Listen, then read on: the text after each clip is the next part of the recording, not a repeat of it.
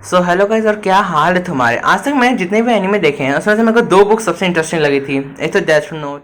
क्या क्या बोला तूने? नहीं, पहले क्या बोला? चल चल चलो। एंड दूसरी मेरे को मेकआउट टैक्टिस लगी। समझ रहे हो? समझ रहे हो आप? समझ रहे हो ना?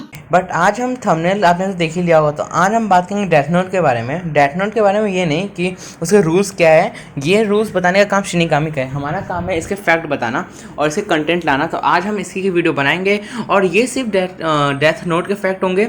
अगर आपको लाइट और एल के भी फैक्ट चाहिए होंगे तो हमें कमेंट में बता दीजिएगा, हम उसके भी फैक्ट ले आएंगे। So let's over the intro.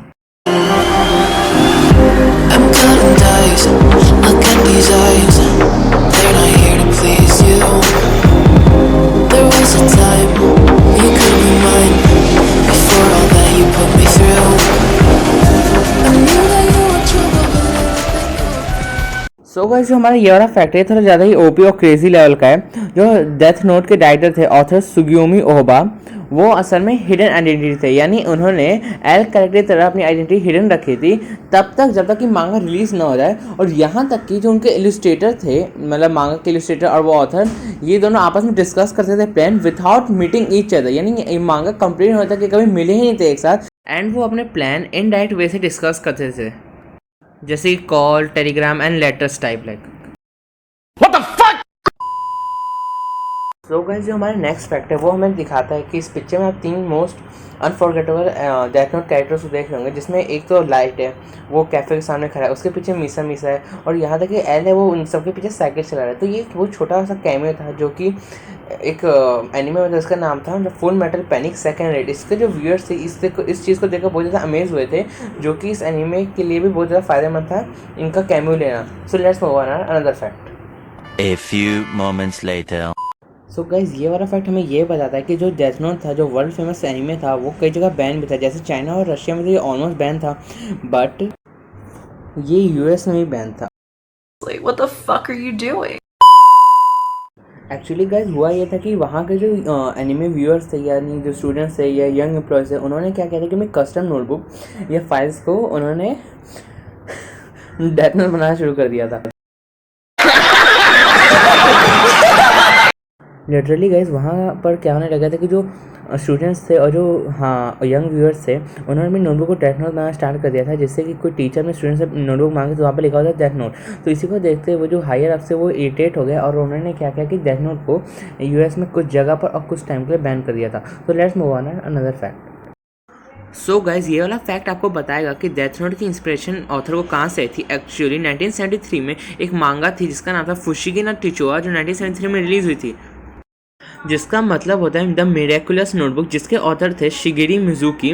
उन्होंने इसको कार्टूनिस्टिक टाइप ही डेथ नोट प्लॉट पे रखा था, पर थोड़ी कार्टूनिस्टिक थी। तो हमारे ऑथर ने इसको थोड़ा चेंज करके डेथ नोट प्लॉट पे रखते हुए इसको थोड़ा रियलिस्टिक और कॉन्सेप्ट बेस्ड बनाया था। So let's move on another fact. 1 minute 37 seconds later. So guys, आपने अगर डेथ नोट देखी होगी तो आपको पता होगा कि एल की जब डेथ हो जाती है तो उसके दो सक्सेसर डिसाइड होते हैं, एक था मेलो और एक था नियर।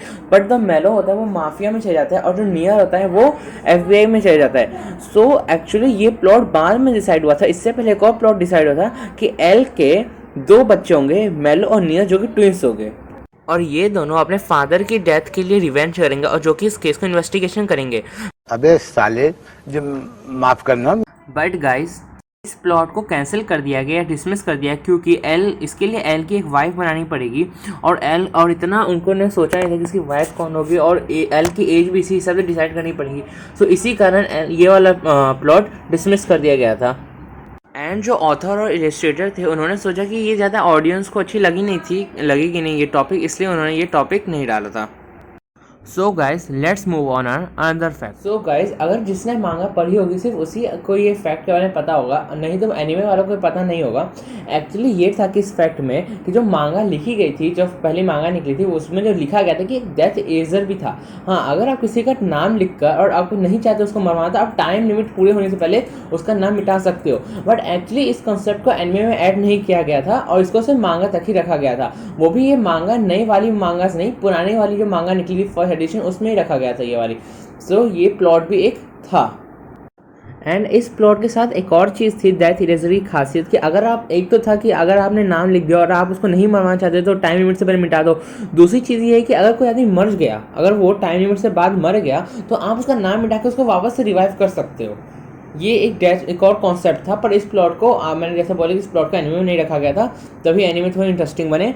सो यहाँ पर हम अपना फैक्ट खत्म करते हैं और अब हम बात करेंगे डेथ नोट की एंडिंग क्या होती है। मतलब एनिमे में तो हम सबने देखा कि एंडिंग में तो र्यूक ने लाइट का नाम लिख दिया था अपने डेथ नोट पे। उसके पर आगे भी 2 थ्योरी है जो निकली थी, असल में मांगा के स्टाइल में वो 2 थ्योरी निकली थी। अब हम थ्योरी डिस्कस करेंगे गाइस।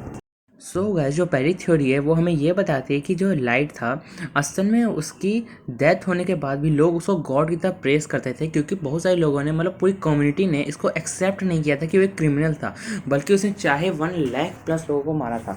सो पहली थ्योरी यही बताती है, क्योंकि और ऑथर ने भी कहा था कि उनको लाइट को नहीं मारना चाहते थे, वो उसको गॉड बनाना चाहते थे, बट कुछ सर्कमस्टांसेस की वजह से उनको लाइट को मारना पड़ा।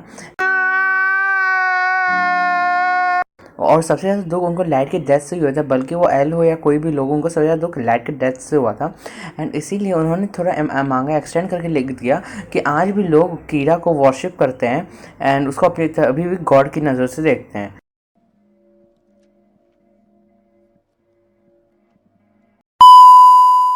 सो गाइस, अब हम बात करेंगे सेकंड थ्योरी के बारे में। सेकंड थ्योरी ये कहती है कि जब लाइट की डेथ हो जाती है, जब र्यूक उसका नाम अपने डेथ नोट पर लिख देता है, तो लाइट एक शिनिगामी वर्ल्ड में चले जाता है।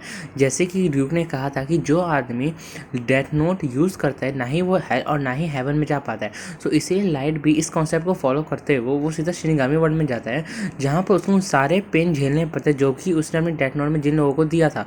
सो इसीलिए लाइट र्यूक से पूछता है कि मेरे साथ ऐसा क्यों हो रहा है, तो र्यूक उसको बताता है कि जो हमारे गॉड हैं, जो गॉड ऑफ शिनिगामी, उन्होंने तुम्हारा नाम अपनी डेथ नोट पे लिख दिया है, जिससे तुम ये सारे पेन झेल रहे हो।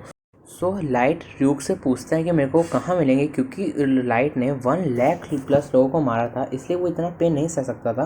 तो वो उनसे पूछता है कि कहाँ मिलेंगे तुम्हारे गॉड हैं, तो वो बोलता है कि वो तुम्हारी बात नहीं सुनेंगे। तो वो बोलता है कि नहीं, मैं उनसे डील करूँगा अपने इंटेलिजेंस से और उनसे और अपने पेन से, मतलब मेरी इंटेलिजेंस वो रख ले और पेन से मेरे को वो रिलीफ दे दे। सो र्यूक इसी बात पर हंसता और बोलता है कि तुम सच में एक गॉड बन चुके हो और तुम एक शिनिगामी की क्राइटेरिया सारी पूरी करते हो। फिर जाकर यहाँ पर मांगा एंड होती है। सो गाइस, यहाँ से कॉन्सेप्ट ये बनता है कि शायद से लाइट भी एक शिनिगामी बन जाएगा और उसके बाद भी डेथ नोट होगी और वहाँ से वो शिनिगामी वर्ल्ड पूरा चेंज कर देगा। So thanks for watching guys. अगर आपको ये वीडियो पसंद आएगी तो हमें लाइक और सब्सक्राइब करके बताइए, और इंस्टाग्राम की लिंक डिस्क्रिप्शन में दी गई है। आप हमें कमेंट में ये बताइए कि आपको अगली वीडियो किसके ऊपर चाहिए और आपको क्या लगता है, जस्टिस की तरफ कौन था, एल या light. So thanks for supporting guys.